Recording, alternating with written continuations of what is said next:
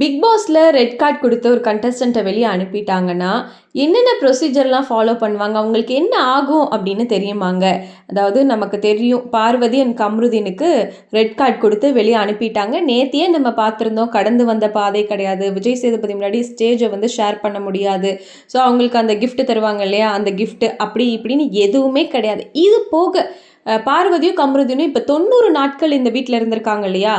அதுக்கான சேலரியும் கிடைக்காது அப்படின்னு சொல்லப்படுது. அதுவும் போக பிக் பாஸ் ரிலேட்டடான எந்த விதமான நிகழ்ச்சிகள்லையும் அவங்க கலந்துக்கவே முடியாது. இப்போ அடுத்து செலிப்ரேஷன் ரவுண்ட் வரும் இல்லையா? அதுக்கு அவங்க உள்ளே போக முடியாது. அதுக்கப்புறம் அவார்ட் ஃபங்க்ஷன் ஒன்று வைப்பாங்கல்ல, அந்த பிபி அவார்டு கொடுப்பாங்க, அதுக்கும் கிடையாது, கூப்பிட மாட்டாங்க. அண்ட் ஃபினாலேக்கும் கூப்பிட மாட்டாங்க. ஃபினாலேக்கு நிறைய கண்டஸ்டன்ட்லாம் வருவாங்க, அது கிடையாது. பிக் பாஸ் கொண்டாட்டத்துக்கும் இன்வைட் பண்ண மாட்டாங்க. இந்த மாதிரி எந்த நிகழ்ச்சிகள்லையுமே அவங்க பங்கேற்கவே மாட்டாங்க அப்படின்னு இந்த அக்ரிமெண்ட்டில் இருக்கும் போல். ஸோ அதனால் இதெல்லாம் கிடையாது. முக்கியமாக அவங்க 90 நாள் கடந்தாங்க இல்லையா, அதுக்கான சேலரியும் கொடுக்கப்பட மாட்டாது அப்படின்ற மாதிரியான ஒரு தகவல் தாங்க போயிட்டுருக்குது.